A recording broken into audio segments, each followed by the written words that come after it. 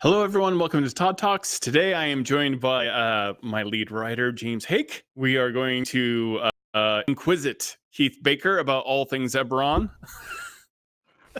So we have him tied to a chair in a library of an unknown location. So I had no idea I was being inquisited. Uh-oh. yes, you're being inquisited. It would explain all the ropes down here. It would, yeah. It's usually a surefire sign. Well, first off, how did Eberron come about? For those that don't know, this setting in D&D came about in a very unusual way.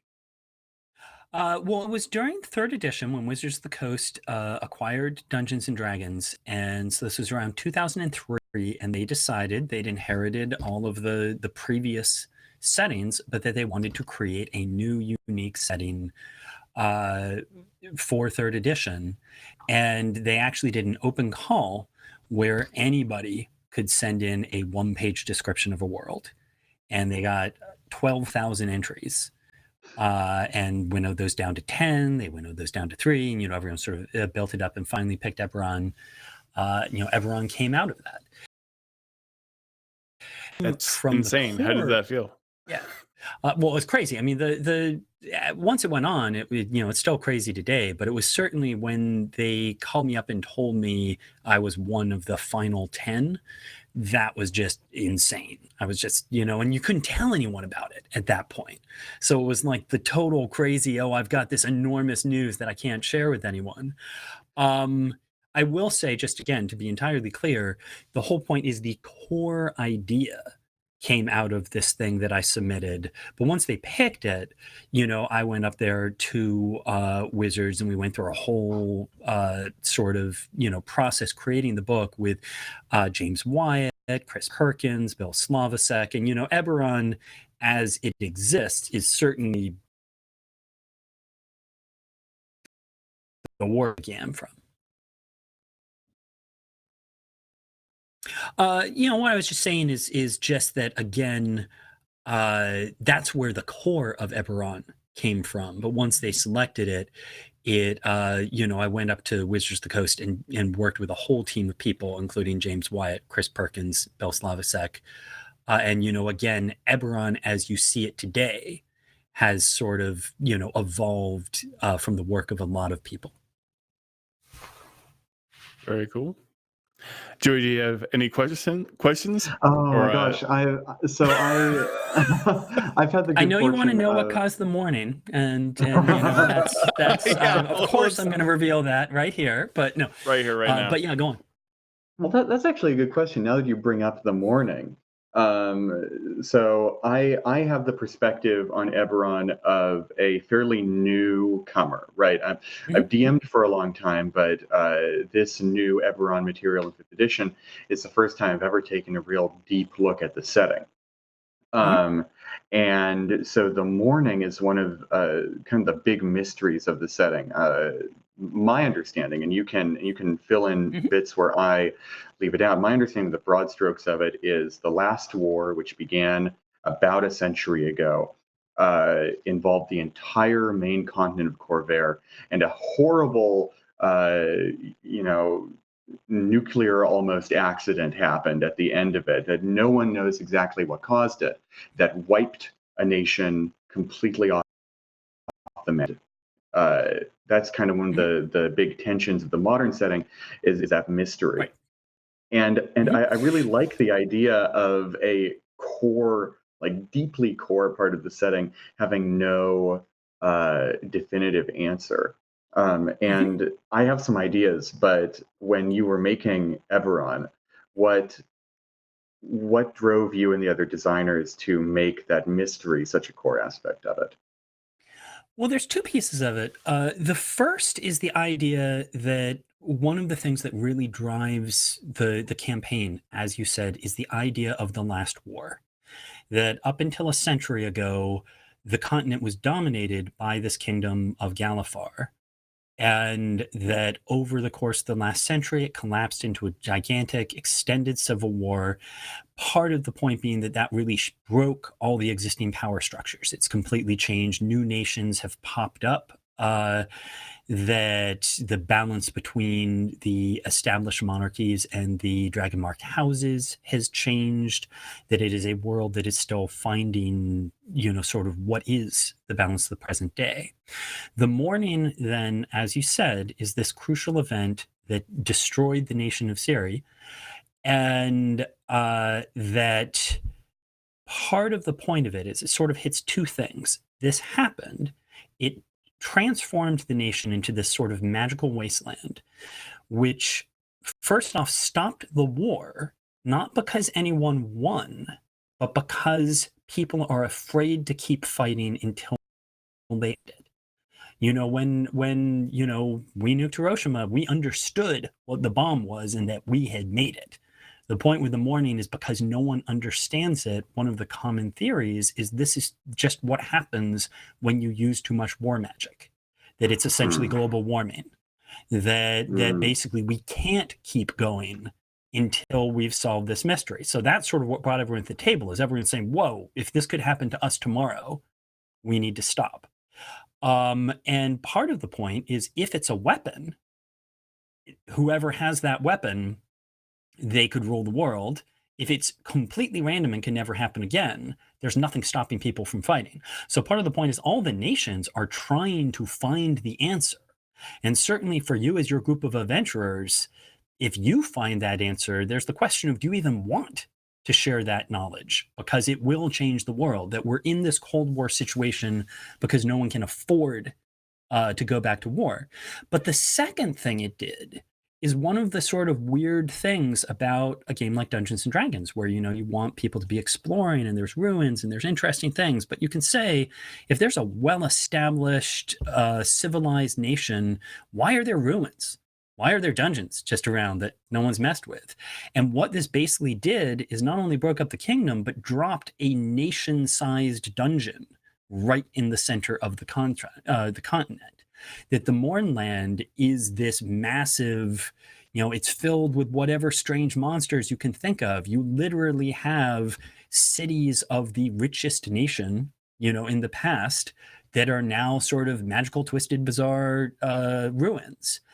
And so part of it is creating this huge opportunity for adventure right on your doorstep, as well as by adding in this massive refugee crisis of all the Sirens who survived. That also is something which obviously today is even more relevant than it was 13 years ago.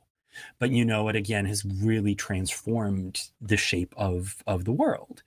And in far of that, it being a mystery, part of it is just because what I really like with the campaign setting is we want it to be a source of inspiration. There's something that's a starting point for you to make your own stories, but it shouldn't limit you. And so there's a bunch of things in Eberron that we did intentionally leave as that. The Mourning shapes and defines the setting, but do you want it to be solved? And if so, what do you want the answer? What's going to be compelling for your story? And so there's a couple of things like that, like I said, we intentionally left because we want you to make it your world, not just that you're playing in ours. I think that's a really important thing for people to see as a distinction between dungeon masters at home and game designers at the table, especially when it comes to canon, as far as stories go, or even as far as like rules as written as rules go, because all of those things, whether you're a designer or a home DM, at your own table, you'll have your own answers to the rules, your own answers to the lore. And one of the hardest things about being a game designer is finding the line where you have to resist adding your own home stuff into the core game. And that's like that's true for like a lot of media. Like how often have we been disappointed sometimes with the answer to a question that we've been dying to know for, like, whether it's like 7 seasons of a TV show or like 5 books that we have read, and then the author tells you what the big secret thing was, and then you're like, right. Oh, I thought it was something cooler. Like, not knowing invites you to participate. And that's one of the things that honestly came up when we were working on Eberron for 5th edition is, do we move the timeline forward and things like that? And one of the reasons we felt like not doing it is because for all the people who have been playing Eberron for a long time, suddenly it sort of changes all the lore that's become their own over this time. And the 998, the sort of default setting that we have kept as is the point, is just a point when all sorts of things are coming together. And yes, if I moved it forward 10 years, a lot of things would have had to change. And it's a very interesting moment to start with. But part of it is, I will say, I've been playing in Eberron for 14 years. I have never actually ran a group that solved the mystery of the Mourning. I've played in games where people have made that a plot, but for me, the mystery is less important than the impact of the event. I'm much more interested in the Cold War and the sort of looming fear that the Mourning has created, and I don't actually need us to find that answer. But as I said, I've also played in campaigns where people have made it a central part of the story, and that's what I like, is that I can play in your Eberron campaign and have a really interesting time discovering what caused the Mourning, even though I made the world. Yeah. So we are.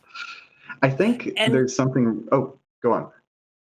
Oh, and I was just gonna say, I mean, back to your point too, it also comes to the fact that we have 36 novels set in Eberron, from back in the day, and part of our point there was saying these are not canon, that these are examples of things that could happen in Eberron, but you shouldn't feel like you have to take them into account in your your version. Cat. That'll happen to me later in this show too. You couldn't hear it because my mic was muted, but my cat is playing with a skittery toy off in the distance. So. Very good. Yeah, he will probably be back. We do have a few questions from the audience. Sure. Some which should be answered, and some that maybe perhaps should not. Why are Warforged so damn cool? Because robots are cool. Like, how can you not love Warforged? That's my opinion. One of the questions is, what sources inspired? This is coming from Ether Dark, which is super creepy. Gamer tag. Fantastic. What sources inspired Eberron when it was created? Sorry, this cat is crazy. I might have to run out and move the cat. So I'll start with why are Warforged so cool? And part of the thing about Warforged was it was trying to really hit the point of that magic is a part of the world, that magic is treated here like a science, and it is something that we use to solve problems of transportation, communication, and war. And come on, cat. Whoa. He is insane. Anyhow, and that the Warforged really embody that idea of the last war, that they were created as weapons in the war. One of the things to me is you have all the standard sort of interesting questions of exploring, of being a created life form, of what does that mean? Added to that idea that you were literally made for war and the war's over. Yeah. What do you do? What is your purpose? There's a lot of just interesting things to explore there that I really enjoy. Coming back to things that inspired it, I'll say right off the bat, the one sentence description of the setting when it first came out was Lord of the Rings meets Raiders of the Lost Ark and the Maltese Falcon. And, it's certainly not any of those things individually, but that's still hitting that point of we wanted a setting that was distinctly fantasy, but that captured both sort of over-the-top pulp adventure. I'll say when I was working on it, one of the things that inspired me was I'd been working on a pulp-themed MMORPG that never ended up coming out. But I basically spent like 3 years watching Republic serials and The Mummy and Raiders of the Lost Ark and all of those things. And so part of it was that over-the-top pulp adventure theory. And then I always loved conspiracy theories, film noir, The Big Sleep. And so it was that sort of idea of taking both those things and then also blending in. I have always felt that arcane magic, the magic of wizards in D&D operates very scientifically, and that sort of lends to the, so why does it not evolve as a science? Why is it not incorporated into civilization? And so those were sort of the two key pieces, was that pulp and noir, but then a world in which magic is understood as a science. And a lot of people like to say it's steampunk, but the big thing is that a lot of things like steampunk, Shadowrun, Arcanum are all ideas that came out that put magic and technology side by side. Even right now, Carnival Row would be a good example of that. And what we really wanted with Eberron was to say, this is a world where technology is magic. It's not that these things are at odds. It's that this is our science. Yeah. So yeah, I mean, I will say, I think Carnival Row is a good, there are aspects of it that definitely have an Eberron-y feel if you just sort of replace some of the technology with more magic. But I'm trying to think what else off the top of my head. Anything you guys immediately think of that you're like, oh, this is something that feels like Eberron to me? Well, I mean, it's a obscure reference, but there was a video game series called Thief, which is a very good example of this exact mentality. Thief is magic becomes technology. Yeah, it's just the natural progression of a world where there is magic. You're going to use it to light all of your lampposts. Like, you're going to use it to run your trains and make weird machines, and everything runs on magic. I think Styx as well is a video game. Not, I think a ton of people play, but you play a little wily golem, a goblin alchemist, and it has that same feeling. Purring, by the way. No, you may be able to hear him out there. Before. Yeah, he's a menace. But anyhow, how about you, James? Anything come to your mind? I remember when I scanned the 3rd edition Eberron book, there was actually like a quarter page dedicated to all the filmic influences of Eberron. Absolutely. Yeah. And I'll also say, I mean, one of the things that certainly inspires me on some levels are things like Neuromancer, Blade Runner, and that, those are science fiction, but certainly both of those in their own way are essentially noir, gritty noir stories. And part of the point with Eberron is you do have the dragon-marked houses, which in many ways do fill the same sort of role in the setting as, mega corporations in a cyberpunk world. That these are these multinational economic powerhouses. And that's part of what I like in the setting. One of the themes that it's exploring is this: what happens when you have these mercantile forces that are essentially becoming larger than any one nation. And it's one of those things where, even though it's completely fantasy, between things like the refugees, the war, the dragon-marked houses, there's a lot of aspects where it's a fantasy setting, but there are pieces of it that are very relevant to our lives.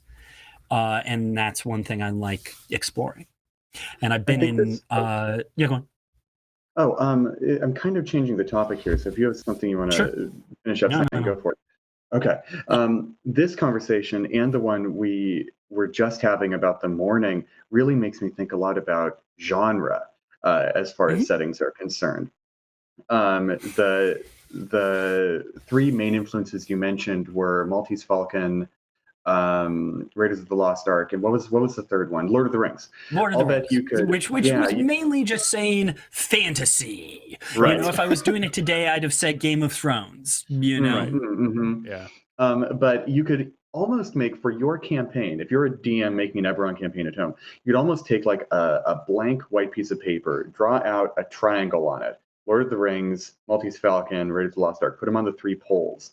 And you could ask your players to put down a Sharpie point. Where on this chart do you want our game to fall?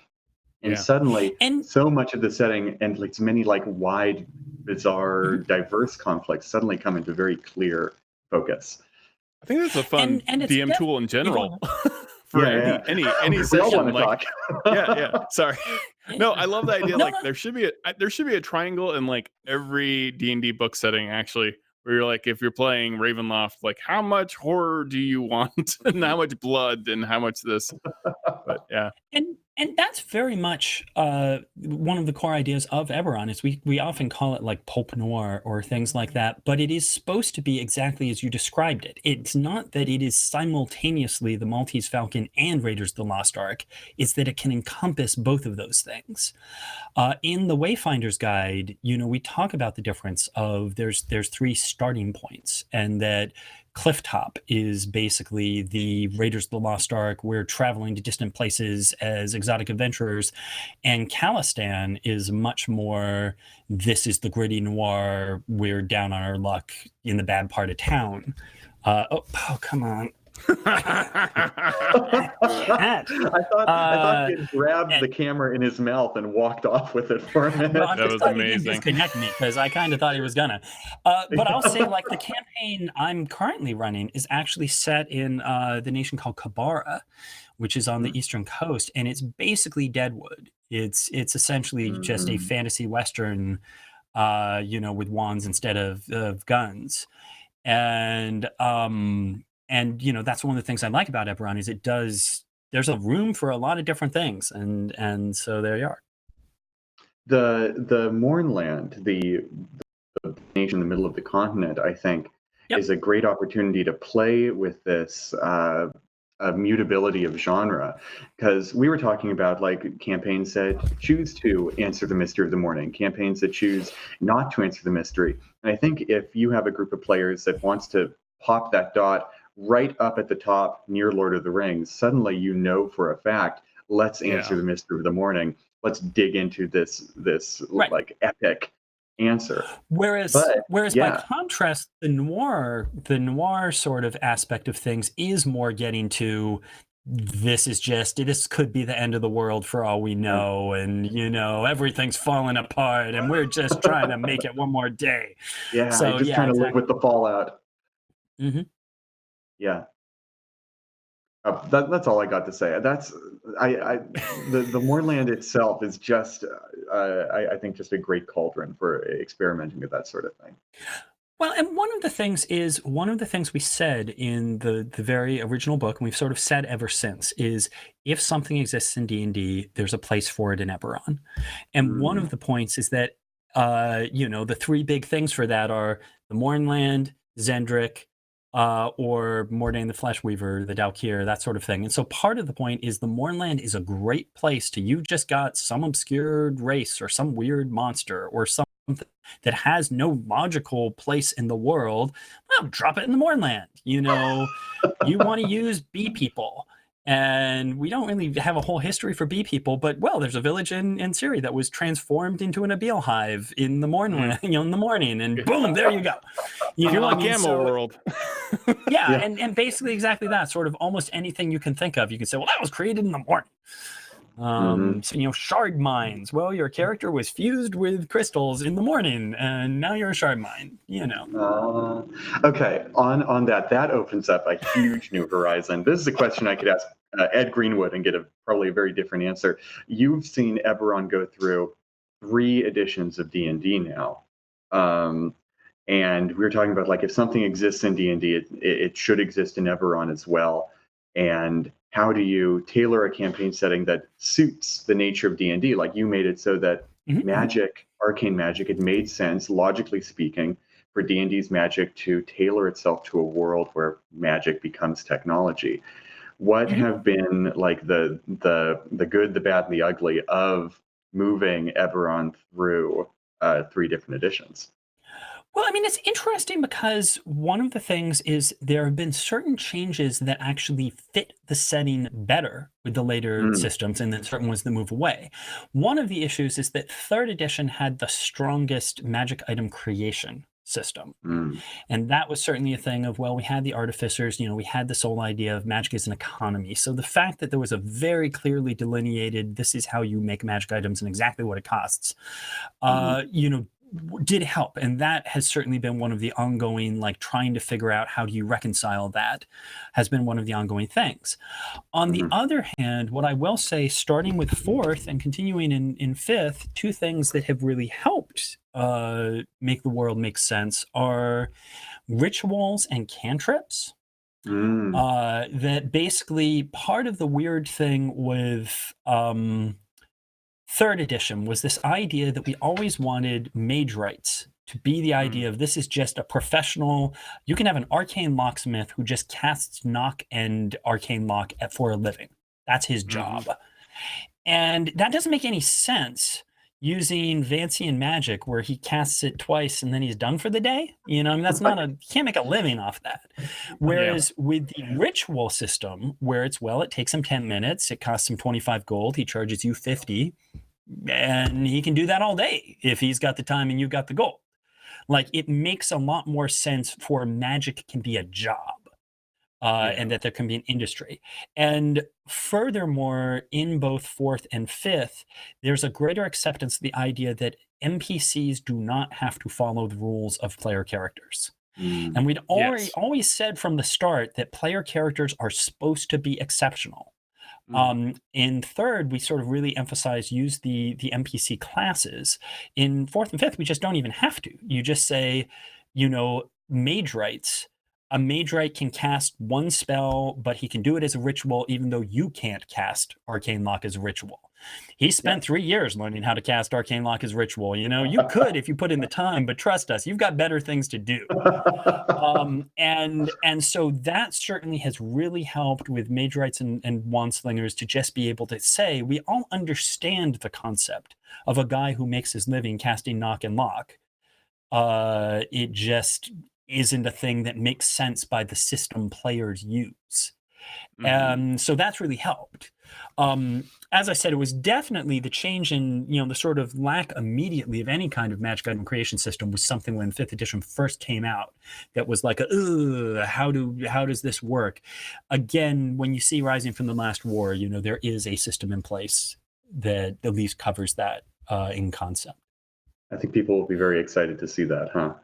I do like the idea of mage initiates, magic initiates. You're just a soldier who shoots firebolt, and that's what you do. Yep, that's it. Yep.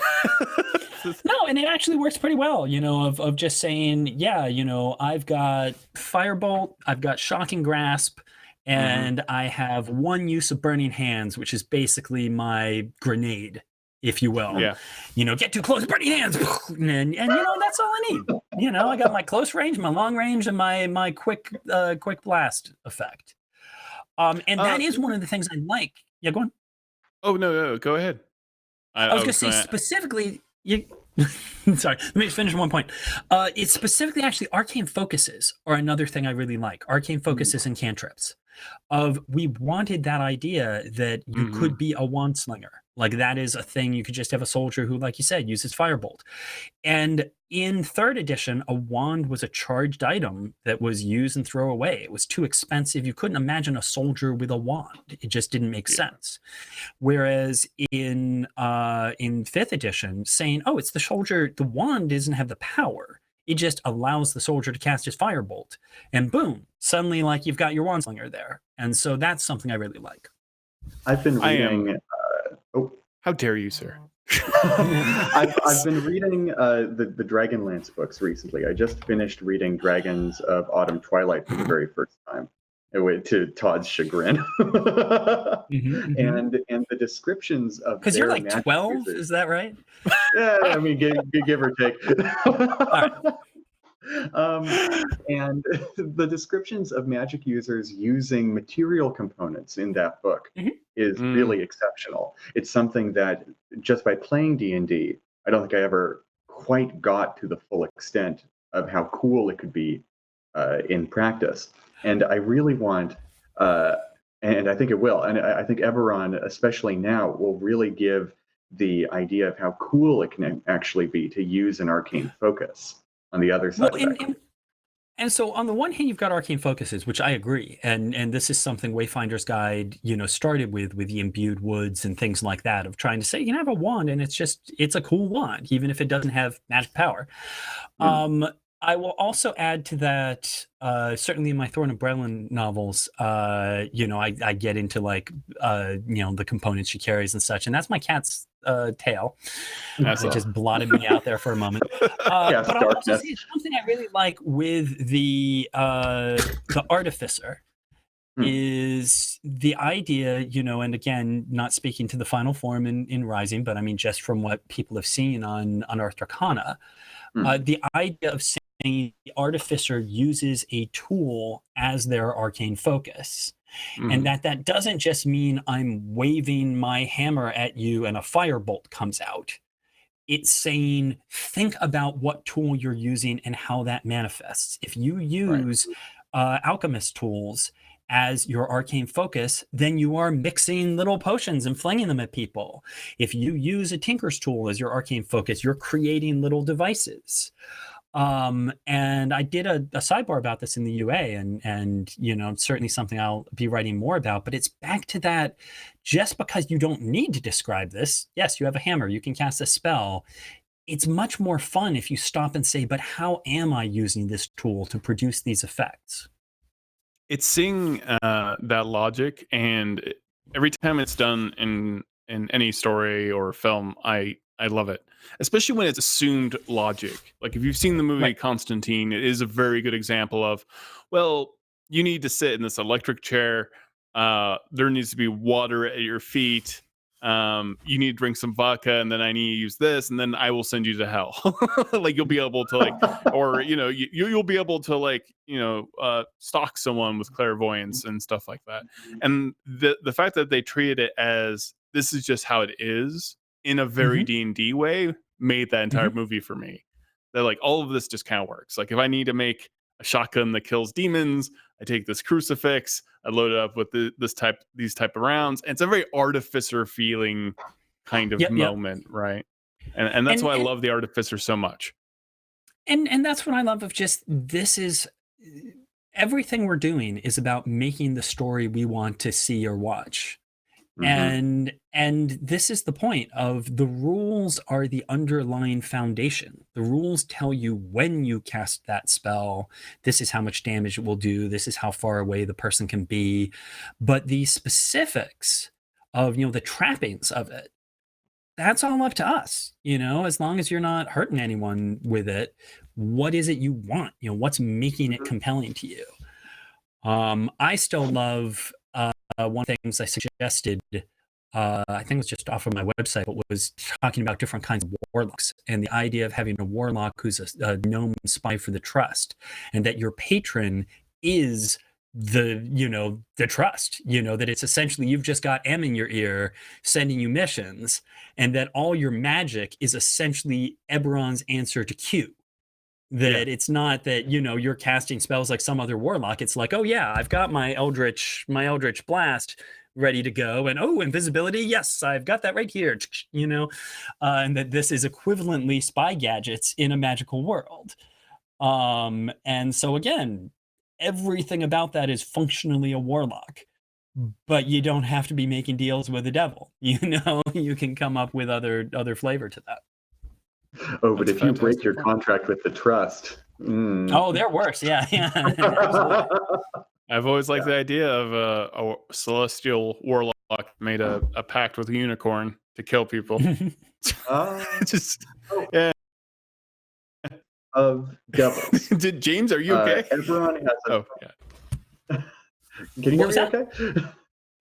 Speaking of devils, there's this breakup. Eberron has a somewhat unique cosmology, doesn't it? Yes. I remember a discussion as Eberron is being brought into 5th edition that the current D&D cosmology has always had, or the idea of a multiverse that encompasses everything in the world of D&D has a bit of a hitch when connecting to Eberron. Mhm. Can you talk to us a little bit about that? Well, the main thing is that when we created Eberron in the beginning, we specifically decided we wanted to basically start from scratch and make give the setting its own unique cosmology. Hmm. And that affects the worlds in many ways. You have what are called manifest zones, where the sort of energies of the planes merge into the world. You have coterminous and remote periods, where the idea is that the planes are moving in and out of alignment, and that affects the world. I will say I'm working on something for the DM's Guild that will go a little deeper into the planes, coming up in December, in part because part of the problem is that we've never gone as deeply into the planes as would be useful for people to fully take care of that. And so nonetheless, we wanted the idea. I mean, part of the idea with Eberron is that Forgotten Realms is already out there. It is there. If you want to tell stories like the Times of Trouble, if you want to tell the Blood War, you've got that. And that we wanted to explore something very different. So Eberron is a setting where the gods do not manifest, and that it is possible for someone to say, I don't believe the gods exist. Where devils and demons and such play a role, where the main primary antagonist fiends are actually native to Eberron itself. They are the children of Kyber. Whereas the devils and demons of the outer planes incarnate different ideas. So you have the plane of Shavarath, which is the plane of war. And it has devils and demons and angels fighting this endless war. But they are literally, the devils represent sort of tyranny and war fought for conquest. The demons are sort of the idea of chaos and bloodlust and rage. The angels are war fought for justice, but they all embody war, if that makes any sense. And they don't particularly care about Eberron. They are fighting their eternal war, and that's their business. Whereas it's the fiends of Eberron itself, which are primarily Rakshasa, but can be any type of fiend, that are there to cause trouble for you. But beyond that, it's that idea that fiends, celestials, they really are about incarnating concepts, a specific form of evil. And so with any kind of fiend, you want to stop and say, what is this embodying, and how is that manifest here? This is such a different take on the fiends and celestials than Descent into Avernus has. I think people who are, who do Avernus and then want something totally different will be very happy with this new take. Yeah. Well, and again, that's the whole important thing that people, we want to make clear, is that Eberron in no way says, oh, it's wrong to do things the other way. It was specifically just, if you want Avernus, you've got Avernus. And just saying, basically, Forgotten Realms has these very active gods. And then Eberron is a place where we can have a whole thing about schisms or heresies or things like that make no sense in a world where you ought to be able to just call up the gods and get an answer. And Right. so it's very much about just saying variety is good because it lets you tell different kinds of stories. Yeah. Yep. And it's great to love all of it too. Yeah. It's great to love one that's the thing I love as it long all. as you aren't bashing on someone else, but it's great to love all of it too. Yep. Oh yeah. I I, love. I Go do on. have a question from chat. The Yeah. Warforged are very clearly tied to the history setting of Eberron. Are the other Eberron races, such as changelings and shifters, tied into the history to the same extent as the Warforged? So the Kalashtar are, because the I Kalashtar love them. are very much tied to the idea that you have the plane of dreams, Dalquar, that it goes through cycles where it completely changes, and that throughout the history of Eberron, there have been times where the quarry of the current age have tried to essentially escape the change. And that happened in the Age of Giants, and we don't know what those quarry were like now. It's basically happening again, and essentially the Dreaming Dark is trying to stop the change by basically taking over Eberron, and the Kalashtar are rebels who, you know, have escaped and are actually trying to push the change, but that are essentially renegades, you know, hiding out from the Dreaming Dark. And so they're very tightly tied into the story. And part of the point there is, you know, you could also ignore that story if you're a game master who doesn't find that plot line interesting. Changelings and shifters, they're not so much tied to the history as when we were developing the setting initially. It was just that point that this is a world where magic is part of the world, and what are some races that are sort of inherently magical. And what I'll say with both of them, actually, where they originally came from, in the very first draft of Eberron, I just had doppelgangers as more integrated into society. And it was just the point of, you had class levels, you know, monster class levels, which was a thing in third edition. And we ultimately just decided, well, it would be easier to just have a 0 level adjustment version of a doppelganger. I'll bet if And Eberron then came hence- out for the first time today, you could just have a doppelganger too. Sure. Yeah. And that's all I'm saying is, originally they were doppelgangers, and it was just this sort of decision of, let's make a sort of sideways race to doppelgangers. And I think in 5th edition, we're actually sort of suggesting maybe the doppelgangers are actually changelings corrupted by, you know, Durn the Corruptor, you know, one of the Dalkir. Previously in 4th edition, because it was much less clear what a doppelganger was, we were just kind of saying, well, a doppelganger is just essentially a pejorative term for a changeling. Just like, doppelganger.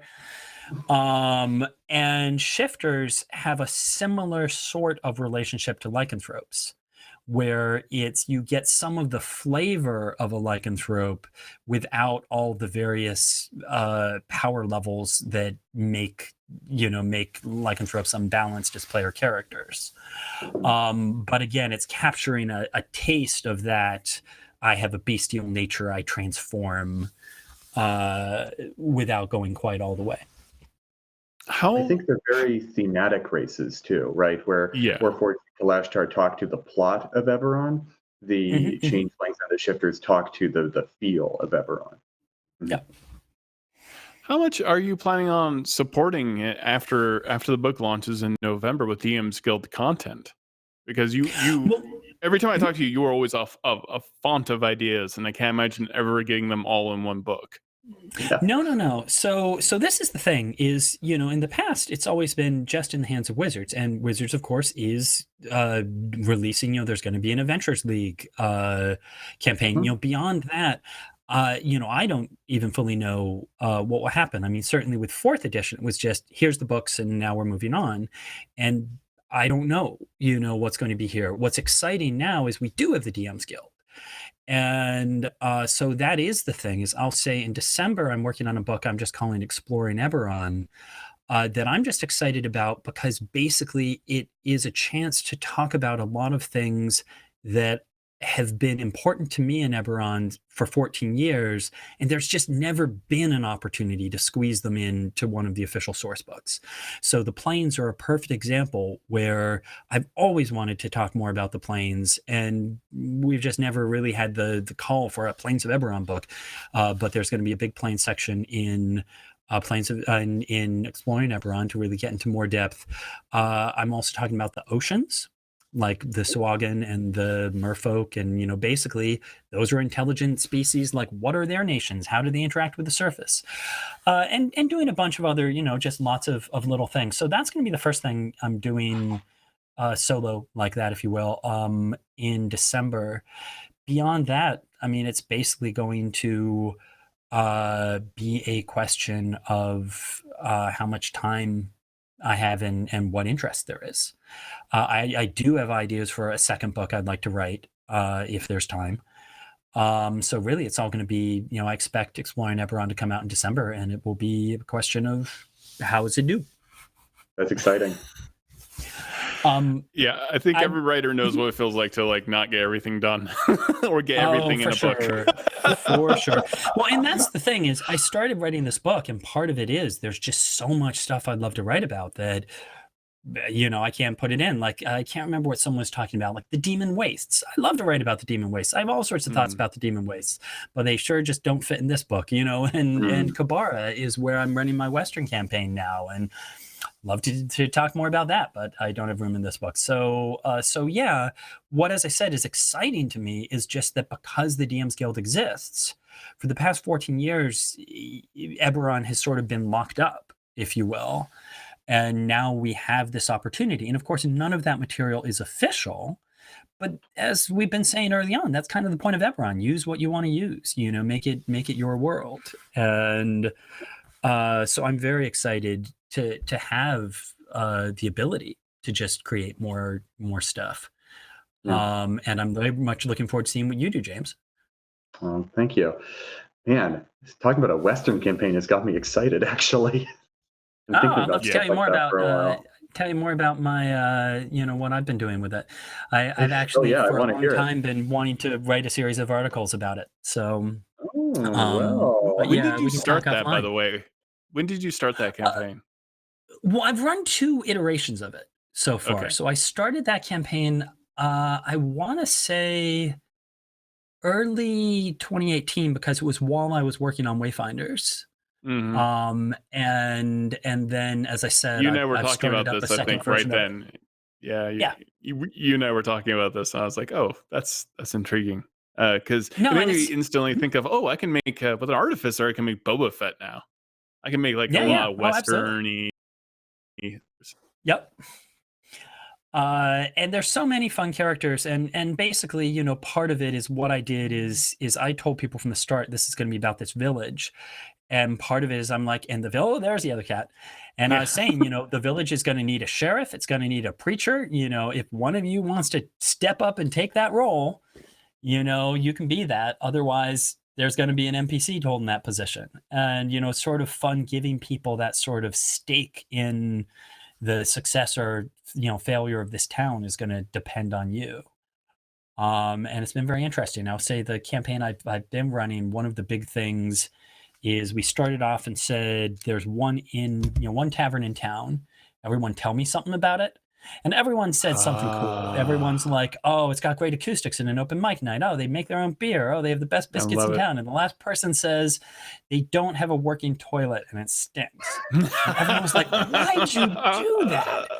And I said, well, cleansing stones, which are what you would use for magical plumbing, it's going to run you 250 gold pieces. And like the first 4 adventures really were about them raising enough money so they could buy a cleansing stone for the bar.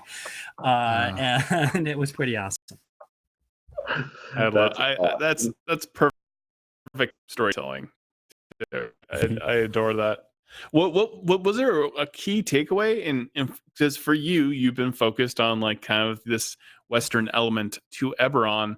What was key to making that flavor in your campaign, and how did people react?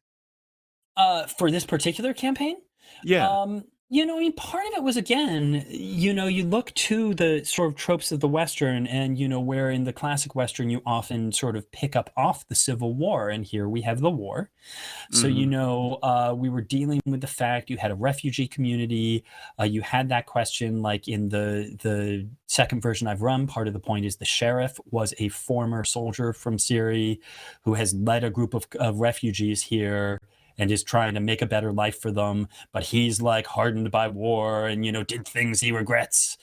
And, another part of it was, again, saying to the character who took the preacher, is I'm basically saying this village is made up of dwarven miners, refugees, and a particular religious group. And preacher, you tell me what religion that is.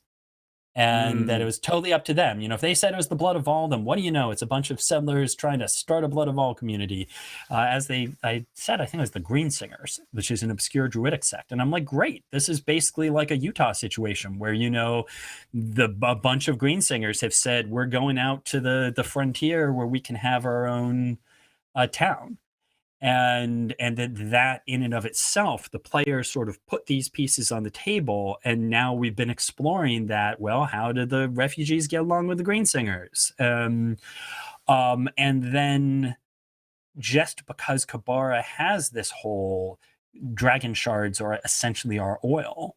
And, they're a dragon shard mining town, and it's like, and now the big mining company, House Thrashk, is sort of moving into town, and you get a lot of those classic things of what do you do when the big bank is moving in and wanting to buy the mine. And so, it's sort of, again, of just taking what are some of those classic Western tropes and how do you overlay those? What's Eberron's answer to those? So again, big money, big oil, as it were, well, that's the Rashk. You've got that there. You have the lizard folk who are do we understand the natives? Are we breaking all their taboos? And I will say that I love that with no prompting, the players did totally desecrate a whole bunch of holy sites, in their first, like, oh, look, a bunch of dragon shards on the ground in an interesting pattern. Let's rip all those up. That's funny. So they did completely, just as you want, because now they of course will realize and be like, oops. But as I said, just that coming off of the war, trying to start something new, these are all themes that are already there, but play very well. That's Fantastic. super cool. Now, there's a whole lot more to Eberron than just the war-torn continent of Corvair. There's a whole world out there. Yes. And yes, that is true. Like I said, I'm pretty new to Eberron as a whole, but were other parts of that world covered in source books from previous editions, or have they always been sort of lightly touched? No, they've always been, they have been covered in previous editions. So Dragons of Eberron covers Arganessen, which is, of course, supposed to be the Here There Be Dragons, Nobody Goes Here continent. There's two things that cover Xen'drik: Secrets of Xen'drik and City of Stormreach are the true things there. And then there's a book called Secrets of Sarlona that covers Sarlona. What I will say is that Xen'drik is inherently, part of the point of Xen'drik is it's been completely sort of massively cursed by epic magic and such that makes it, among other things, impossible. Space does not work normally there. And so you literally can stumble onto a city that then when you try and go back, you won't find it again. And so part of the point of Xen'drik was to say this is the playground for the DM to do whatever crazy, story you want to do. And that's one reason D&D Online was set there, is because you really can sort of do whatever without breaking the setting, if you will. And so Corvair is the sort of, concentrated, if you will, Game of Thrones. Xen'drik is sort of, Tarzan, Atlantis, Lost Continent, with some room for sort of colonial plot lines. And then Sarlona was more driven towards psionics, frankly, which were a part of third edition and editions before, of saying this is a land where psionics is to Sarlona as arcane magic is to Corvair. And so it's a little more almost of the sort of Shangri-La, mysterious continent that when you go there, everything's going to be different. And it also has the plot line of the inspired essentially having conquered the land long ago. And so there's a lot of rooms for sort of uprising and Orwellian, play the resistance against the empire. So, each sort of continent sort of supports its own thing. I don't know the degree to which, new material will cover those. It's one of those things. Sure, I'd love to write more about Sarlona in my copious time. But there are third edition books on the DM's Guild that do cover exactly. Those. Yeah, and because the time frame hasn't moved at all of the lore for people, we just got done saying that canon doesn't really matter in your home game, but if you love canon lore, all of that stuff is still absolutely applicable. And it's completely about inspiration, and especially in the case of Xen'drik, that's part of the point of everything. Even in the Xen'drik book is basically like, this is cool stuff that could be in Xen'drik. It's still up to you if anyone can find it. Yeah. All right, that's fantastic. Let's see. I think we have time for one more question from the chat room. Well, this is a very basic question. How do you try to capture a pulp feel in Eberron? Which is a broad question, but it is one of my favorite elements of Eberron. Like, it feels like a penny dreadful. It feels like Pulp Fiction. So It's just such a serial episodic. There's a bunch of things. I will say, if you look to Wayfinder's Guide to Eberron, and of course, Rising from the Last War will also discuss this sort of thing. Wayfinder's Guide has a whole little section talking specifically about this. One of the things I'd say is one of the elements of pulp is raise the stakes. What's more exciting than being on an airship that's crashing? Being on an airship that's crashing and on fire. I mean, because how do you ratchet things up a step? One of the things I've said before that I like to do is I will, in dramatic scenes, I'll put out a list of environmental elements. You're in a bar. I'm just going to throw a list out on the table and say, by the way, there's a raging fire in the hearth. There's a plate glass window. There's a tray of drinks, and there's a chandelier. If you use one of these things, I'll give you advantage if you use it in a clever way. And that is just encouraging the players to say, oh, it's not just that I'm going to hit him with my sword. It's I'm going to grab the chandelier, swing across the table and hit him with my sword, or I'm going to try and ram him and push him back into the fireplace or shove him through the plate glass window.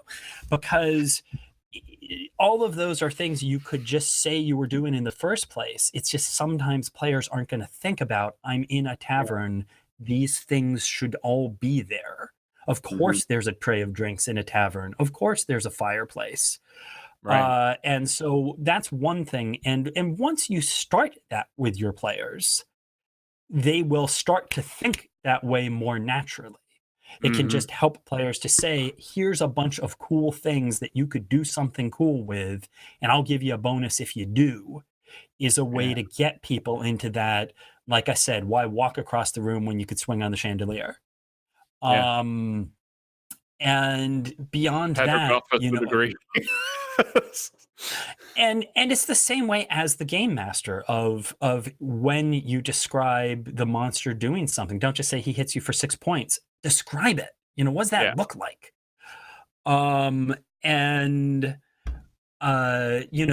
back to the noir, the noir gets a lot more into, are there consequences? Do bad things happen to good people? Have people think somewhat about, like, what do you regret as a character? Because everybody regrets something,